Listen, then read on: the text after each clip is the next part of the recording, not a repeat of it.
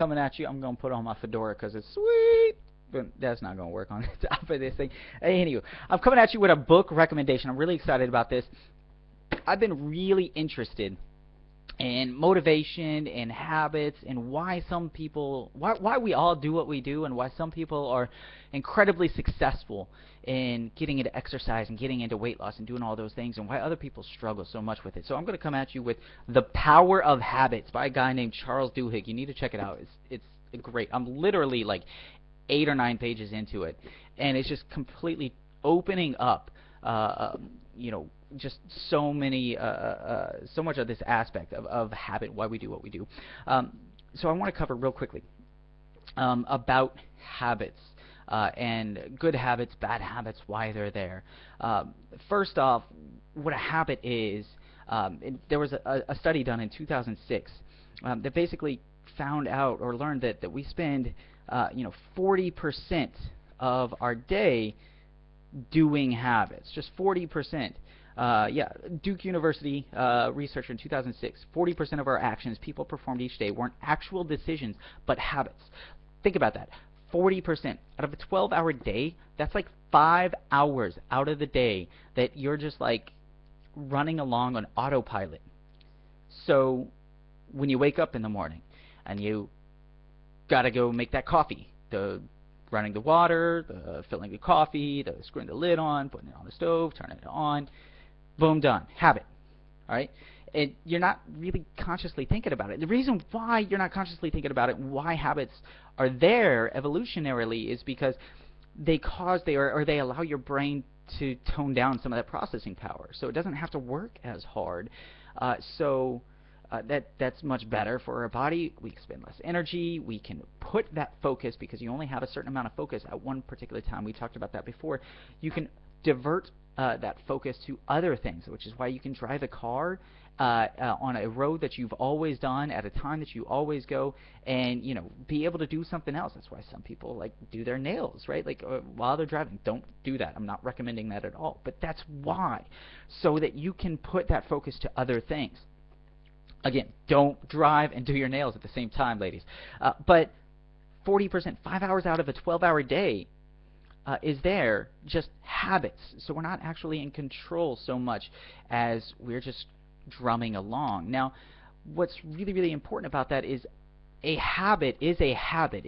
There has to be a cue or a trigger that causes you to perform that action. So that's the way that a habit works. You have a cue, you have a trigger, or the action, and then you have the reward, right? Or the cue, the response, and then the reward. For example, the waking up is the cue, the making the coffee is the action, and then the reward is having delicious coffee that helps me wake up a little bit quicker and a little bit faster and fire a little bit better in my brain.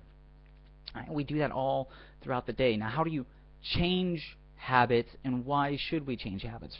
First of all, understand, this is really interesting as well, that habits don't actually go away. Habits, they're always looking there. The problem is that your brain can't tell the difference between a good or a bad habit, and that they are always lurking there, waiting for the cues. So, for example, and this is why it's so difficult to start an exercise routine, and this is why it's so difficult to eat different things, change the way we eat, because we have these habits, they're always there.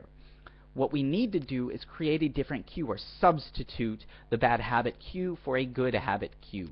For example, if maybe even more appropriately, the response or the action, and this is why it takes more work to create a different habit, to change your habit, because you have to put a lot of focus on it, because you are by nature changing what the habits are there for. So again, we'll go back. Say I told you the habits are there to allow your brain to stop processing. But if you're trying to change it, your brain still has to process. So it takes a lot of energy and a lot of focus in order to change a habit. So if we're looking to change our exercise, then instead of going home and sitting on the couch, go to the gym. Make that a habit of going to the gym. And that's something that a lot of people find successful.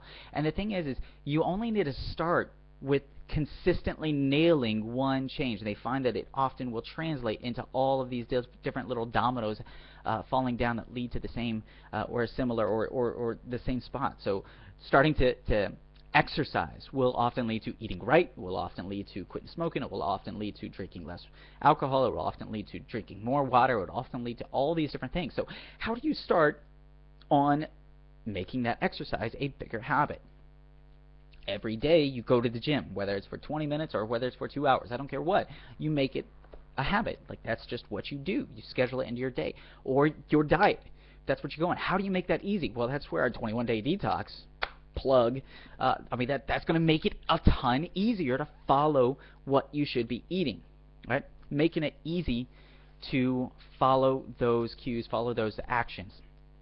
All right, so really interesting stuff, because if you are not ready to put in the work, if you come up with excuses, if you're thinking to yourself like, oh, I can't do this because the gym floor is sticky, I can't go there anymore, or if you're thinking like, I can't do this because I've only lost 5 pounds over the last like 2 or 3 weeks, like this just isn't what I expected, or this isn't what I wanted, then isn't that like not accepting the cues, like not accepting or allowing those cues to do their work? So you're not willing to put in more work or follow those cues. I don't know, maybe I'm just talking out loud here, but isn't that like part of the process? Like if you are coming up with these excuses, you're not seeing what you want to see, or whatever, like I can't go to the gym because of traffic, or I can't do this because